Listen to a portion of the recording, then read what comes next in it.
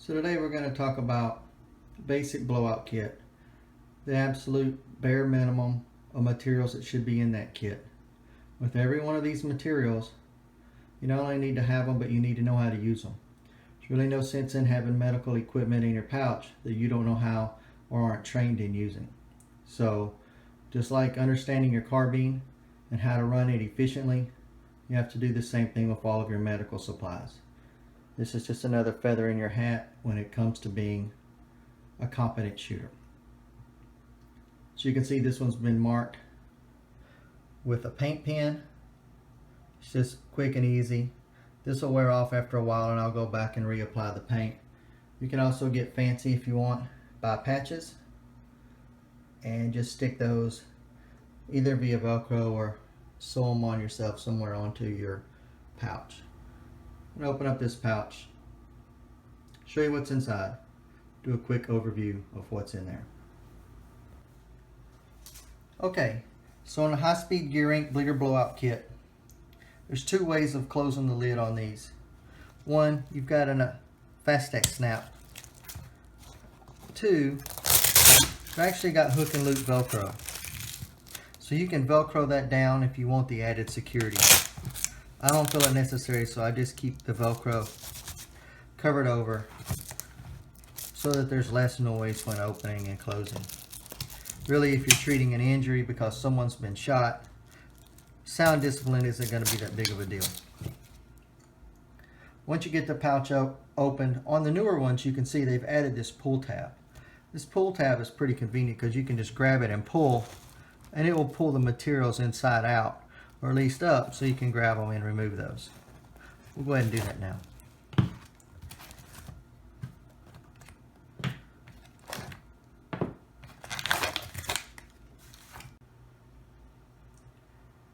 Trauma shears. You'll always have trauma shears as part of your med kit.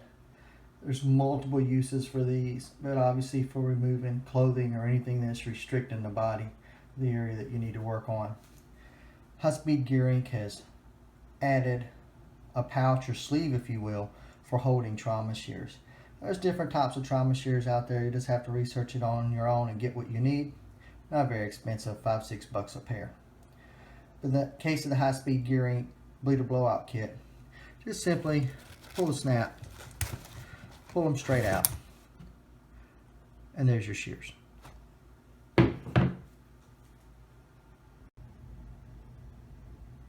Here's the basic components that I carry as a bare minimum inside of my bleeder blowout kit. Of course, we've already covered trauma shears. There's not much to be said there. I've laid out 2 tourniquets here. There's probably 15 different variants that are all effective as long as you're trained and know how to use them. These are 2 of the more popular ones. This is the Calves arm slick tourniquet. It's popular because it's not very expensive and it's easy to use. About 15 bucks. I'll put a link to that below. This is one of the most popular that's out there. This is one of the ones that the military uses.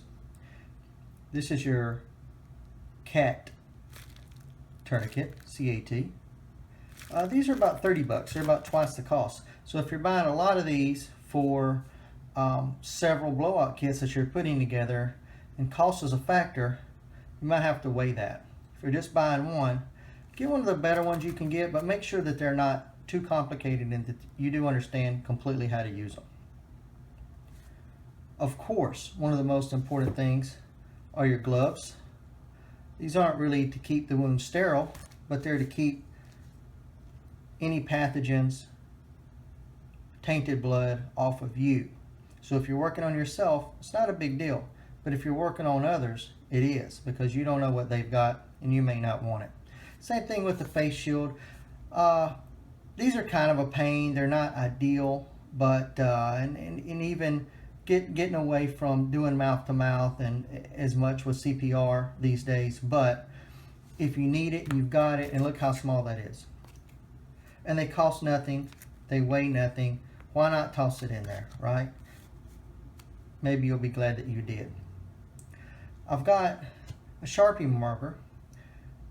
if you apply a tourniquet to someone, or someone's conscious and they lose consciousness and you've been able to find out their allergies or what medications they're on, you may not remember that. I know I typically don't. So you can write this on, and you have a couple of options. One, if they're in bad shape, you can just write it on their forehead. They're not going to lose their forehead. It's going with them to the hospital. But you can always also use something like this, one of these little cards. I'll put a link to these below. This is a triage card, but it just is essentially, what's great about it is it'll remind you of the things that you need to be checking on and some of the pertinent information that you need to write down to give to the paramedics when they arrive.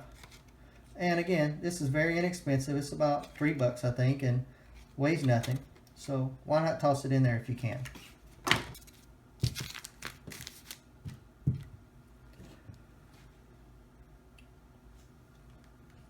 I've also got a Chem Light. I'm a little hesitant about showing you guys this, other than this is just an idea. Very inexpensive, about $1 a piece, and you can use this for eliminating an injury at night. I'm hesitant about showing it to you because I think it's a pretty poor substitute for a real light. So you'd be much better suited if you could afford to put a little pin light in there, even one of the little mini mag lights, whatever. They're not that expensive. That should really be in your medical kit, because that'll do a much better job of illuminating a wound area than this Chem Light. I tested these at night, and well, they're pretty poor actually. So if you're on a poor man's budget and this is all you can afford, this is what you go with. Don't go with nothing. But if you can afford to put a pin light in there or a decent flashlight, you'll be much better off. Here's another one of the most important components to your bleeder blowout kit. Just as important probably as your tourniquet. This is just an Israeli bandage. So all of these will have an expiration date, so make sure you're getting ones with good expiration dates. This one will go from 2012 to 2017, which is a pretty good span of time. And at about $5 to $7, $8 a piece, this is a small one. You'll want a small one for your bleeder blowout pouch. If you've got a larger pouch, then you can go with a larger one. This is a one-sided bandage, but again, buy a couple of these, especially if you can get expired ones. Buy the expired ones and use them for training. Put them on your dog or on your kid. Figure out how these things work so that you're familiar with them in case you ever need them. And of course, have one with a good expiration date in your kit. This is something I picked up that I use in addition to the Israeli bandage. There's two different brands here. These are just non-stick pads. You can pick a box of these up at your local pharmacy for a few bucks. Very inexpensive, weigh nothing, very thin. And you can place this on the wound first. Put that against the wound, add your Israeli bandage over the top. This is useful if you're going to be in a long-term situation. Maybe you're out hiking and you don't have access to immediate medical care. Maybe you're overseas, or you're just in a situation that you may end up having to change this bandage. Well, if you go and pull this bandage off of a wound, which is a big no-no, you'll open up the scab of the wound and the bleeding can start back. So using a non-stick pad, this can stay on the wound and it'll prevent your Israeli bandage from sticking to the wound when you remove it. As inexpensive as it is and as light as it is, I keep these in my med kits as well. The high-speed gearing bleeder blowout pouch only takes up 2 rows of moly. It's about 6 rows of moly tall. Roughly the same size as a double M16 magazine pouch.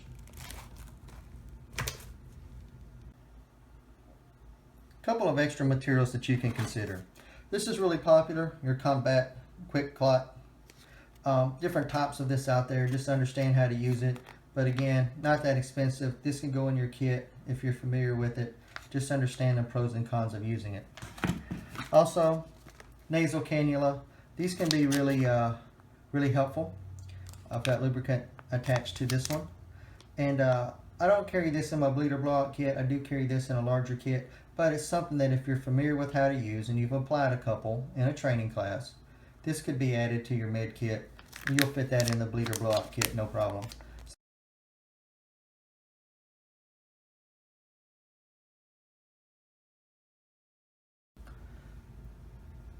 for those of you that are on a budget, common man price, you may not have 40 bucks to throw down on a high-speed gear ink bleeder blowout pouch.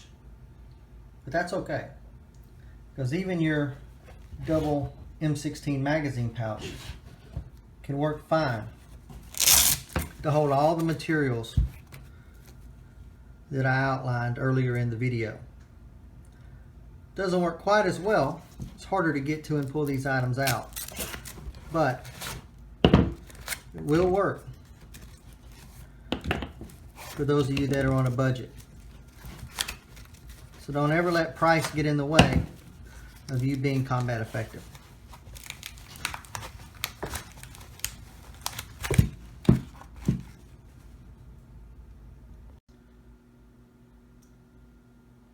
So these are all the things that I would recommend that you keep or consider keeping in your blowout kit as the most basic medical kit. I hope you guys enjoyed the video. Like and share if you did. Post your questions and comments below. I'll definitely try to keep up with them and get a reply. You guys stay safe. Thanks for viewing.